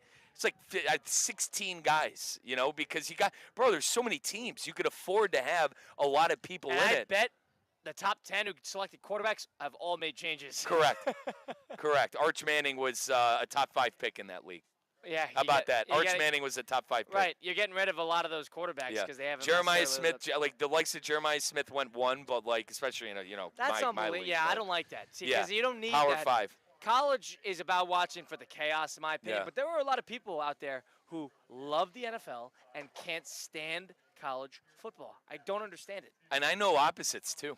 I know opposites where people can't stand college. I really NFL, don't understand. I and really like don't college. understand Yeah, that. I know those people. I really don't understand. I know those. I know those people. And like, you want to know what their argument used to be? Oh, the NFL guys make too much money. That I haven't spoken to these individuals in a long, long time. Yeah, but you growing can't up, say that now. you can't. That's what I mean. So like, do they just hate football in general now? I can't get enough of the NFL. I can't get enough of college. I call myself a college snob and like an NFL. I appreciate the NFL. My team's so damn bad it's to the point where like I just love watching good football. On the college side, I'm a snob because my team's one of the better teams year in and year out. But I like the dynamic of Saturday, like even how our weekend programming is set up. Saturday tailgate, myself and Damian Perez, we really focus on the college side. And then Sunday huddle, you and Cade focus, Cade Chumsland that is, focus on the NFL side. I like the separation. And that's why I kind of have problems with NFL playing on Saturdays sometimes. And and listen, I agree with that. Saturday is college. Like Saturday is college football. Sunday and Monday and Thursday is NFL. And I think we keep it at that. Now Friday, NFL could have Black Friday and whatnot. And some of these other holidays, but Saturday is for college football, strictly for me. I don't even want to think. And the issue too is the playoff games, Kyle. What is it? The wild cards that they do on Saturday in the divisional rounds. I kind of have an issue with that. If college football is two on Saturday, 3 on Sunday, 1 on now, one on Monday. I could be wrong. College football could be wrapped up by then. I forget like some of the. It should be should be wrapped up by New Year's. That's a big problem. Right, but now they stretched entirely too long. Now with the bowl games and the birth of the 12-team college football playoff, you really run into problems with the NFL and college on Saturdays. Going against each other, and the NFL will always win. And the NFL will always win that battle, which is why you don't play that game. Yeah. But I am surprised by those people who are out there who are big college football fans. They can't get enough of it. But for some reason, I could definitely hear that argument for college basketball in the NBA. It's hard for me to make that argument with college football and the NFL because the NFL is obviously not as crazy. It's not as kind of out of nowhere. Right. But there is still chaos. The Giants-Cowboys game last week. Must-watch TV. Yeah, it was must-watch. That was essentially like a college football game. It was. Back and forth. Like, that happens. It's just a little bit more uptight. There's a lot more coaching staffs go a lot more into it. It's all about game plan. It's all about adjustments. College football is really about either who's bigger or who's better or who's got the mojo that day. Right. So, but for some people, they love the tradition. They love – I don't know, the consistency, like they love the craziness, they love the chaos, and that's why they can't stand the NFL. And I don't understand that because I think the NFL does a great job. It's not that much of a trade-off. You're not switching that much. The NFL is consistently better games than college football. There's a lot more defense in the NFL. As you mentioned the coaching. Yeah, better I agree. Games consistently. Better games. You're going to have 6-7 good games on a Sunday slate. You're going to have maybe 3 or 4 really good games in the college It's like when – you mentioned the talent discrepancy and the problems that college faces, like when a Michigan faces off against a Central Michigan or whatever. My cousin and I have a saying in those games: when in doubt, just go deep. Just chuck it deep. That's college football when you have the better athletes. You could throw it 60 yards in the air, and your quarterback's going to make the better throw, and your receiver's going to beat the D. He's going to be faster than the DBs. And the crazy part is on the college side, like the quarterback play is a whole lot worse. Yeah. There is a lot more mental mistakes. You'll see guys, stepping out of their own, and you saw it with Caleb Johnson, the Steelers last week, but you generally don't. God. You see guys stepping out of their own end zone for a touchback. You see guys dropping the ball before they cross into the end zone on touchdowns, and then all of a sudden it's a fumble. You see that so much on the college level, and you don't see it nearly as much. It's a lot more tightened up. Would you believe if I told you that Mike Tomlin said Caleb Johnson's probably not returning kicks next week? Would you believe me if I told you that? It lost him the game. If I get sidetracked quickly on that. And that Steelers that doesn't happen to a Mike Tomlin football team. Like, and I love that you brought that up because, you don't see boneheaded plays like that in the NFL because these guys are professionals. And you see it in college all the time. Oh, my God, You see it all the time. Dude, which you is saw part of the chaos. You saw it in the Florida State game. The kid mucked the punt against against Alabama. And I go, are they really going to blow this right now because they can't do simple things like like catch the damn ball in the air, but it's different. And I like the kind of looseness is the wrong term, but like it's a little arcadey. Yeah, sure, great. Sign me up, especially with the team that I root for, man. Sign me up for 450 passing yards and 3 touchdowns. And sometimes you do have a defensive-minded. You saw Florida, Ole Miss. LSU. You saw Texas, Ohio State. You see, and these that's why the offenses can't get anything going. And in college, that's why. Look at the teams that were left last year. Notre Dame had an elite defense. Ohio State had an elite defense. The teams that were left last year in the Final Four all had really Texas elite defense. Penn State, Kyle, say what you want, they're phonies. Where Franklin always has a top 8 total defense in the country, it seems. So that's what separates teams in college football is the great offense and the great defense, the complementary football. Yeah, 888-760-3776, number to get into the program. If you're a college fan and not an NFL fan, let us know why, or vice versa. If you're not a college fan at all, but you're a huge NFL fan, why? 888-760-3776. Is it about the tradition? Is it about not having a team? Is it about not liking the level of football, the level being played? Or is it about just not having necessarily an affiliation with a team on the NFL or the college side? 888-760-3776. It is interesting to hear when people are one way or the other. I totally see it because the NBA and college basketball are two completely different products. Yep. And the NFL and college football are different products, but not as blatant as, in my opinion, the NBA and college. Because I'm a college basketball guy. I like the NBA. I think the NBA is good in the postseason, but I think it has a lot of problems in the regular season. Too many games. College basketball, I watch college basketball through and through. I watch 100 games. But I don't do it with the NBA nearly as much. It's because I have more connection to a college basketball side. But we got a college slate this weekend, week 4 college football kicking things off. Got some interesting games. And about 2 teams, you want to talk about the Big 12 teams that you don't have a feel for? 2 teams that skyrocket to the top of the list are Texas Tech and Utah, who are playing in that 12 o'clock slate. You know why? You're going to hate this, but you know why Texas Tech is good, right? Because they spent a boatload of money, got a boatload of players in the transfer portal. And they got a good quarterback who's been there for 5 years. And guess Morton, what? Baron Morton. Now they have a great recruiting class all of a sudden because all of a sudden there's money in the program. Yeah, dude, Texas Tech. I'm telling you, they haven't played anybody, so you're going to get a feel for that. Money doesn't promise you anything, but it gets you in the conversation. That's my argument. The money in the NIL gets you into the conversation. It opens doors. Especially with Arizona, and I apologize if you brought this up already, but especially with Arizona State, in my opinion, kind of bowing out of the Big 12 now after looking as bad as they have the first 3 weeks, you really look at Texas Tech and go, okay, they could be a college football playoff team. Don't hate on Utah, because Utah's right there at 3-0 as well. They're always good. And Utah's home. Yeah, it's a well-coached team, and they got a new offensive coordinator this year, and they got the kid from New Mexico, Devin Dampier, who's played really well for them so far. And let me tell you why they were down the last 2 years. It's because the uncertainty with Cam Rising. Yeah, it's about time that guy. Move on. They rid themselves. He was a parasite. He was a parasite to their success. So I'm glad they actually moved away. And I've always thought Utah's always been an underrated team. I agree with that. I expect that to be a good game. That's a 12 o'clock Fox game, so I'm actually looking forward to that.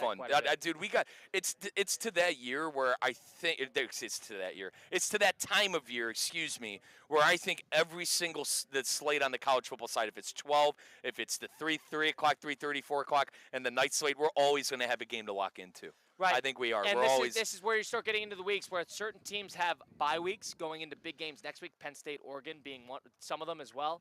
And Georgia, Alabama, Ohio buys. State. Yeah, teams have buys this week, but we do have something in each leg because in the mid part, you got the Auburn-Oklahoma game, and you got, with the Rich Eisen nightmare game, the Michigan-Nebraska game. Which listen, Matt Rule, Dylan Raiola, they were on the ropes against Cincinnati. They were on the ropes against Cincinnati. If you 3 weeks ago, yes. You can't beat Nebraska at home. That's why it's in Lincoln. And listen, who am I? At Lincoln Memorial. I want to get this out. I told you I love Rich. He's an idol of ours in the broadcasting industry. Who joined us earlier this week. And he was nice enough to give us 30 minutes on the air. But Rich is telling me, that he wanted to compete for a Big Ten championship. Rich, if they can't win on the road against Nebraska, if they can't beat Nebraska on the road, who's struggling with Cincinnati, come on. The Michigan standard is not what it used to be. How about that? Comparatively to what? Comparatively. What do you mean comparatively to what? You know what I'm comparing it to, darn it, but I'm not going to say it. All right? Hey, but listen, There are big Big Ten matchups this weekend. Even getting away from that, there are like Indiana and Illinois. Like that's a great game. At the same time as Florida-Miami as well. So you're going to learn It's an something about unreal Florida-Miami, and you're going to learn something about Indiana, Illinois, two teams who haven't really played much yet. And or both. You want to get a litmus test for the Big 12? You got one in the Texas Tech-Utah game. You want to get a litmus test for the Big 10? You'll see that in the nightcap. You want to get a litmus test for the Florida teams? You got that in UMUF. And if you want to get a litmus test in a little bit of the mid-port of the SEC, where you get the 20s, in the 16 to 25 range in the AP poll. That's where you got at Oklahoma-Auburn, because you'll see how good Auburn is in a big spot. You see if Oklahoma is for real, and you also see if Michigan stinks. Maybe Michigan stinks. Oklahoma's not that good because they beat Michigan, and then Auburn takes them down. So you got a lot of questions you have to answer. What'd you say, Michigan stinks? No. Let's quickly focus on Bielema and Indiana. Bielema, head coach for Illinois. This is a big game for Brett for a lot of reasons. He's been rebuilding that Illinois program for years now. They're finally a top 10 team. They finally have the respect of say what you want, peers in the AP poll, peers in the Big Ten. I think people look at that Illinois team instead of going, that's a game that we won. It's a team you worry about a little bit. And the fact that they blew Duke out on the road, Duke ain't any good.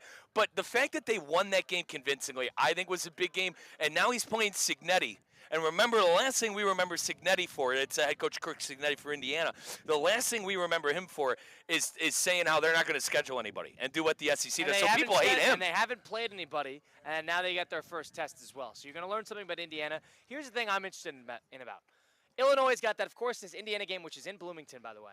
And then after that, they got USC at home. I don't know whether USC is any good or not, so I'm not going to necessarily chalk it up as murderer's row. But then they got Purdue. They have the Ohio State game, which is going to be at home. Then the rest of the way, they got Washington, Rutgers, Maryland, Wisconsin, and Northwestern. That is easy. Yeah. That is, especially those last four. So if they're probably thinking we could get to the Big Ten championship game potentially. It depends on the actual conference records if we lose one game in conference. Yeah, and we could get there because Oregon plays Penn State. Penn State has to play all these other teams. Give me that Michigan schedule. Give me that schedule again. The Michigan schedule? Yeah. I'll get you that right now. But Illinois is thinking, hey, if we could get out of this Big Ten schedule with just a one loss, we might have a chance to get into the Big Ten championship game and probably an auto bid to the college football playoff. Because and based off the reason I'm asking for the Michigan one too is like, how far off is Michigan to an Illinois? On paper, and according to the AP Top 25, Illinois is better than Michigan. But there's still the eye test there. Like there's still the brand test that I call it with Michigan that people give the benefit of the doubt. And I think we got to stop doing that. I think it's time we stop doing that and give respect to teams like Illinois and Indiana, who comparatively might be the better team. Michigan thing. Don't make this an anti-Michigan thing. It's not. They lost 5 games last year. They already lost to Oklahoma. And if they lose in Nebraska, what are we doing? Don't make this an anti-Michigan. The reason I asked you to pull this. Don't make this an anti-Michigan. If they lose to Nebraska, what are the conversations? It's a big if, but the excuse is, we didn't have our head coach. Okay, okay, all right, perfect. Big if. Michigan the rest of the way. They got this Nebraska game on the road. They got Wisconsin coming up after a bye. Then they're at USC. They got Washington at home, at Michigan State, which will not be an easy game. No, Child's a good quarterback. Yeah, and Purdue at home, Northwestern on the road, Maryland, and then the Ohio State game. That, again, is not a bad schedule. It's not. And I understand people's gripes, how they want to see the big-time matchups every year. They want to see the Oregons and the Ohio States, the Michigans and the Oregons and whatever. But, when the conferences are this big, Kyle, what are you going to do? Yeah, you have hard schedules and easy schedules. Yeah, it's like, it's just like the SEC in that matter, too. Like, Texas's SEC schedule is easier than Florida's. Oklahoma's schedule is harder than Alabama's. It's the luck of the draw sometimes some of these years. And that's why you look at Penn State, who in conference they play has nobody. to play. No. Hold on. Penn State plays Oregon at home. Next week. At home, though. They still have to play Ohio State. That's harder than every other schedule to begin with. Agreed. And then they have Indiana at home, and then still at Michigan State. It's not comparatively. Yeah. They could have 2 losses there. If they have 2 losses there, then we're looking at them just off of conference record alone being in danger of falling out. Yeah, and the good news is too, with the 12 team, you could lose 2 games and get in. And even I think there are going to be years where you lose 3 and you're in. Last year the goal is you want to make that championship. You want to be playing a conference championship weekend. You play on that weekend, you're probably getting in. Look what happened to SMU, who had hindsight 2020, they had no business being in the playoff, but they played Clemson tough, And they ended up getting in. If you get to that weekend, most conferences, maybe not in the Big 12, but if you get to that weekend, you're probably getting in. That should be the goal of a lot of these teams. Because nowadays they've really shrunk the importance of winning that conference championship. It's all about getting into the playoff. And so a lot of these teams are probably thinking, hey, like, unless we're confirmed like an SEC school that is on the outside looking in of that conference championship weekend, we still get in. That could always happen. But generally, if we get to that weekend, we know we're going to be playing in the postseason. The champion wouldn't have gotten in the old format last year. Right. Wouldn't have. Ohio State would not have gotten in. They would have not have gotten in, and it There's a good example because Oregon and Penn State both played championship weekend. Ohio State was sort of the outlier. Correct. Because they got screwed out of the the conference schedules, and that kind of allowed Penn State to give themselves that auto bid, and that's how that works. So Big Ten is probably going to have another one of those as well. You make that game, you're getting in. Yep. That's why I'm very curious to see if Illinois, because Indiana's got a hard schedule, they have to play Oregon. It's very interesting to see if Illinois is going to be for real. That is going to be my big takeaway question that I'm looking for. How good is Illinois? Is Florida dead? And let's get a read on these Big 12 teams. And can I throw one more thing in there since we're live at Martin County? Vinny Sutherland, offensive coordinator for Martin County, good friend. His Purdue Boilermakers play Notre Dame. Vinny played for Purdue. Let's have Purdue win on the road and completely just erase Notre Dame from the top 25 and any college football situation. Hopefully, I'm hoping on Arkansas not getting Notre Dame. Can we get a boiler up this weekend? They got Arkansas, I believe, in 2 weeks, and I'm hoping on that being the game to kind of put Notre Dame away. Because I personally don't think at 10-2, 10-game win streak, Notre Dame gets in. Some people are on the other side of that. I don't think they get the opponents for it, but there's totally an argument. I don't think they win 10 in a row. They'll lose one more game. That's where I'm at. That's where I'm hoping. Let's find a game. And I'm a Notre Dame hater, if you haven't noticed. Arkansas. Hopefully Arkansas can be that team to knock Notre Dame off that high horse because I am over it. Mike Rizzo, Colin Russo, Damian Perez. We're going to blitz the book on the flip side. We're live at Martin County High School where you got Martin County Dr. Joaquin Garcia for ESPN West Palm High School Game Day coming up tonight, 6:30, presented by HSS Florida. Stay tuned for that. But we got to close out the program on the flip side and also make some picks against the spread. Send you off into your packed weekend of football. Stick around for it. Blitz the book presented by Hard Rock Bet. On the flip side, it's Russo and Rizzo, ESPN 106.3. Live from the Anajar and Levine Accident Attorney Studios. Anajar and Levine Accident Attorneys. Call 1-800-747-FREE. This is ESPN 106.3. Lytle, Ryder, Smith, Ivy, and Fronrath, proudly representing the residents of South Florida since 1985, and proud supporter of Inter Miami on ESPN West Palm. Lytle, Ryder, Smith, Ivy, and Fronrath has attorneys across South Florida ready to fight for your rights. They've recovered billions for their clients, and you won't pay anything unless you win your case. If you have been injured, call the attorneys at Lytle, Ryder, Smith, Ivy, and Fronrath, 561-867-4117, or online at foryourrights.com. Main office in West Palm Beach. Hey guys, Mike Rizzo here. I know you're moving soon. Don't stress it. Call Good Greek for your total relocation solution. From packing and storage to local and long distance moves, Spiro and his team at Good Greek Moving and Storage has you covered from start to finish. Trusted by families, businesses, and teams like the Heat and the Hurricanes for over 2 decades. Make your next move simple, safe, and stress-free. Good Greek Moving and Storage. Your superhero movers. Gators fans, you still have 4 chances to catch Florida football live in the swamp this season. Don't miss the Texas game on October 4th, homecoming against Mississippi State on October 18th, Military Appreciation Day versus Tennessee on November 22nd, and Florida State for Senior Day on November 29th. Visit FloridaGators.com to get your tickets today.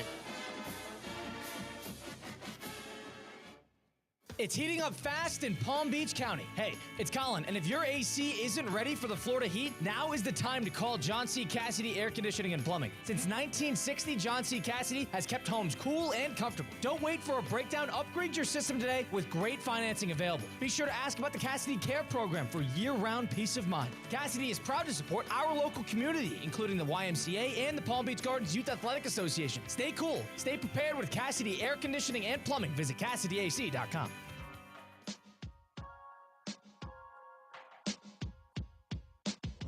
Let's get back to the Anajar and Levine Accident Attorney Studios. This is Russo and Rizzo on ESPN 106.3.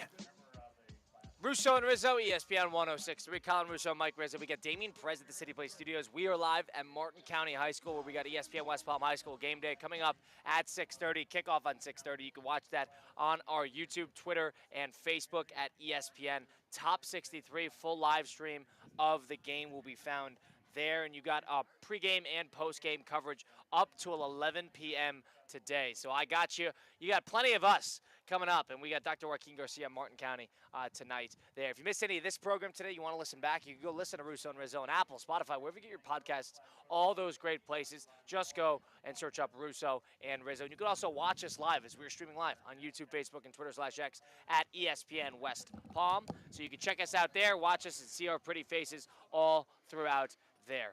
Well, Mike, it's time for us to make a couple picks against the spread.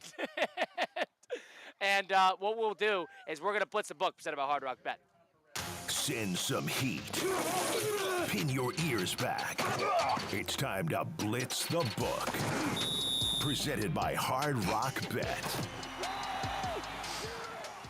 Blitz the book presented by Hard Rock Bet on ESPN 106.3. Go download the app today on the Google Play or the Apple App Store. Hard Rock Bet offered by the Seminole Travel Florida. Must be 21 plus, physically present in Florida. The wager. Terms and conditions apply. Considered by gambling. Call 1-888-ADMIT IT.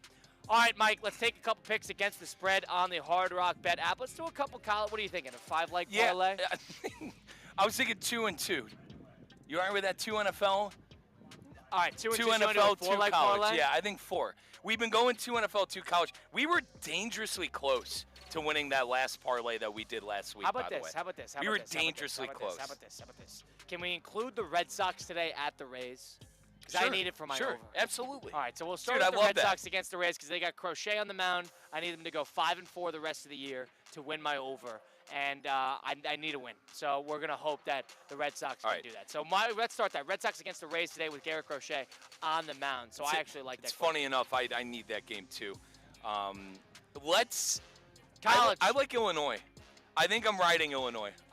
Colin, it's a little biased. I've really been following that Illinois football project with Brett Bielema for a long time. I love them plus 6.5 on the road. I do. Getting points on the road. You're plus also rooting for a close game. Yeah, I like it too. Yeah, I like that too. I really like that bet. I think it's a smart bet. Indiana, the 2 good teams they played last year. Like let's really think about it. The 3 good teams Indiana played were the Buckeyes. They lost. Were Notre Dame. They got bamboozled in the playoff. And then I can't even think of a third. Can you think of a third on that schedule that they played last year that was a good win against a top 25 opponent? They played 3 top 25 opponents, counting Illinois, in basically a year and 4 weeks. Listen, I know Cignetti does a good job in the portal and whatever, but I'm fading quarterback Cignetti. Mendoza. I'm fading Cignetti. I was hard. pro Indiana last year. How about this? We got the Indiana game, and we got taking Illinois plus 6.5. Florida, Miami. What do you think about the under? I think Beck puts up points. I don't like it. Beck put up 49 against USF. They put up 27 against Notre Dame. I like the under. I like the under. You're there. I'm going to let you. Florida's going to show a little guts today. I don't think they'll be able to score, but I think they'll be able to kind of keep it close with Miami, at least in the first half. You will be there Saturday. I got Inter Miami, so I'll let you handle that bet. Well, hold on. You're going to root for a bet. You're going to root for a bad game. We did that. And for those of you that don't know, Colin and I had amazing seats for the Orange Bowl for my Uncle Patrick because we thought the Buckeyes were going to be playing in it. But Colin and I used Uncle P's seats that he didn't come down for, and we took the damn under of Penn State and Notre Dame. It was miserable. There's not a more godforsaken way to watch a football game. It was miserable. Sitting there with great seats for a good game, rooting against. Dude, we were first row behind the end zone, and Colin and I were rooting for no touchdowns. And everybody around us knew that we were taking the under, and they were all laughing at us throughout the entire game. All those fans, that Penn State fan right next to us. Dude, it was terrible. Oh my God. Nobody let us hear the end of it. But a second, oh my God, it was ridiculous. My, by the way, the old uncle, he's already looking at national championship tickets. I said, can we first first? Yeah, Can we get through the first?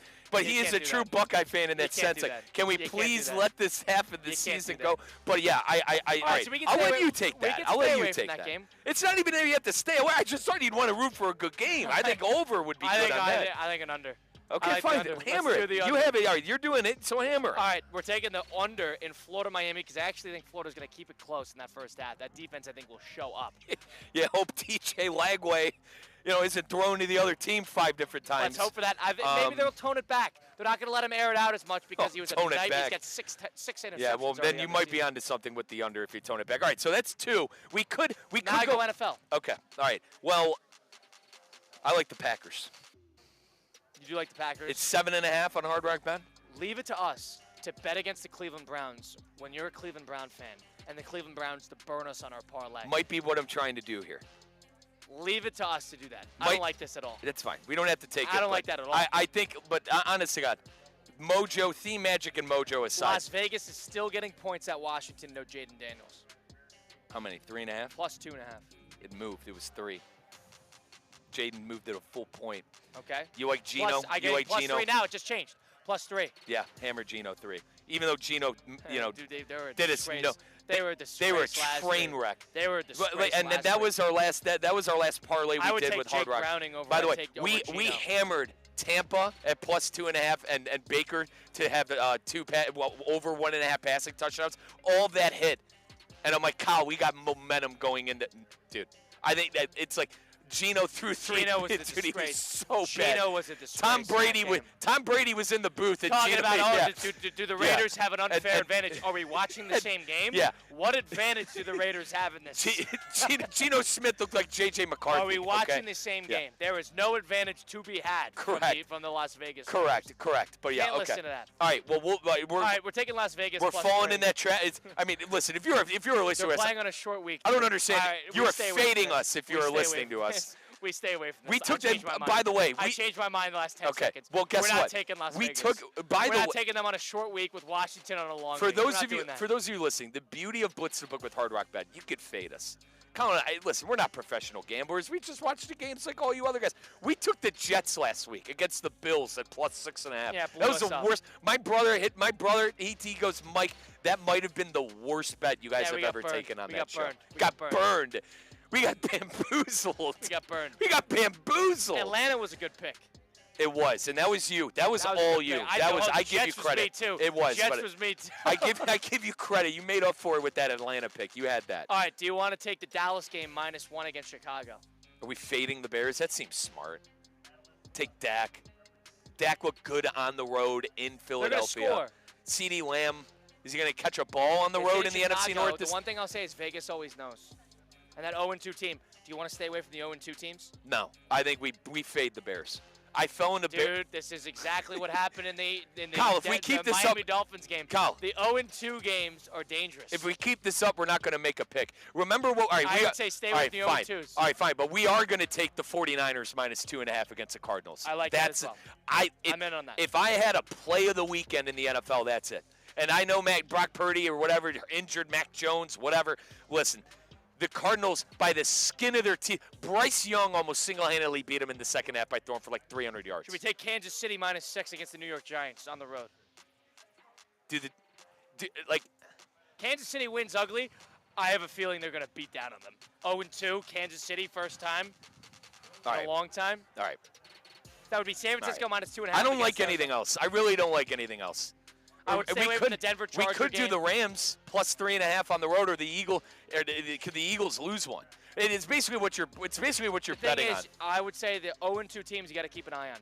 I'm not touching that Houston game. I thought we were staying away from the 0-2 No, but that's what you got to keep an eye on. Okay. You stay away. If they're 2-0. Eagles are 2-0. Rams are 2-0. The Eagles have been flirting with disaster against the Cowboys. How about this? And against I'll give you one out. If you want to Chiefs. change a game, we could take Kansas City out, and we could take Indiana Jones. -4 against Tennessee on the road. We took him in. We did. I feel like we owe it to Daniel Jones. We took him in our cover 5. I feel like we owe it to Daniel Jones. That's famous last words. We owe it to Indiana Jones to put our money where our mouth is. No problem. No problem. All right, the 49ers line is now suspended on the Hard Rock Bet. Well, yeah, because they hear me talking about it and how it's free money because they know I'm right. Listen, folks, Something 2.5. Something happened with San Francisco. I'm not sure. It's Brock Purdy playing? 2.5 is what we got San Francisco at, and we are hammering that. That's free money. Kyler Murray on the road. Give me a break. Do you see that guy on the road in the fourth quarter last week? Kyle Shanahan did say it's highly unlikely that Brock Purdy will start Sunday, which means it's shaping up as the second straight week. Mac Jones is going to play again. All right. If anything, we're getting better odds. If anything, we're going to get some better odds. I still like them to win with Mac Jones. Christian McCaffrey, Brian Robinson, they got running backs. They're going to be able to run the football against Arizona. I do like Gannon. Gannon, a decent enough coach. I was hanging on for dear life on the Survivor. I was with Arizona last week. I got a bad taste in my mouth with the Cardinals, man.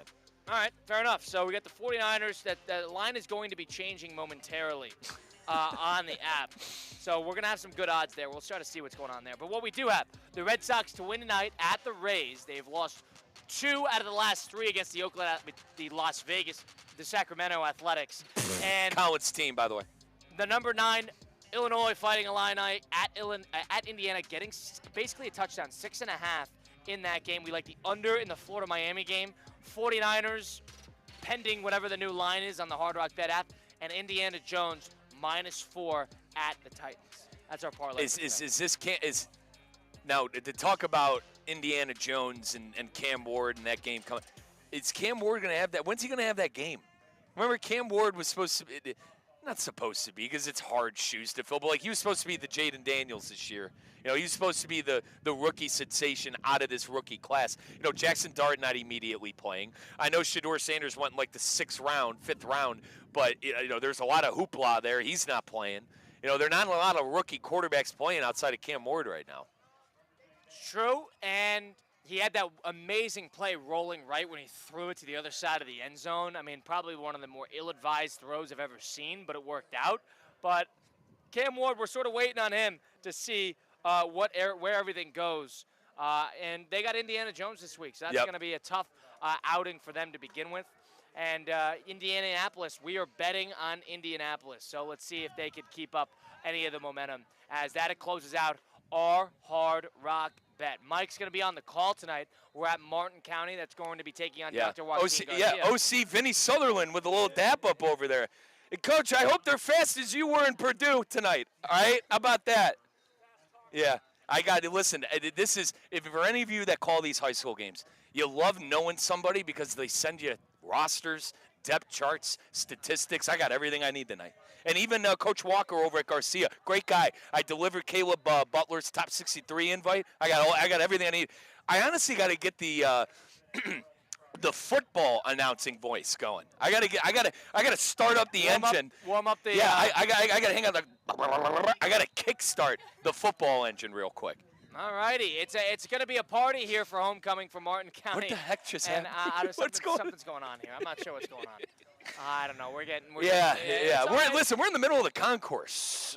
So we're in the middle of everyone over here. People are taking pictures without our consent. Final score prediction. We're radio hosts, by the way. I'm kidding. Final score prediction: Florida-Miami. You're not gonna like it. All right. I like it better be under 50.5. Miami 38, Florida 14. You're making it 52? Can you take off 2 points anywhere? No, the over is going to hit. 14? The over is going to hit. Can you make it 35? That's why I said you're not going to like the score. The over is going to hit. Dude, Beck's the real deal. They got 2 running backs in Fletcher and Lyles. I'll tell you what, man. Where's Theo Dorsey when I need him? Can you make it 50.5? No. It's going to go over. That's why I told you that bet. You're rooting for a bad game. You're going to be sitting at that game. You're going to be sitting at that game like we were like two stooges at the Orange Bowl. I'm rooting for 27-13, 27-16. We were at the Orange Bowl rooting for a terrible game like the two stooges that we are. My score prediction is 27-16 in favor of Miami. You're rooting.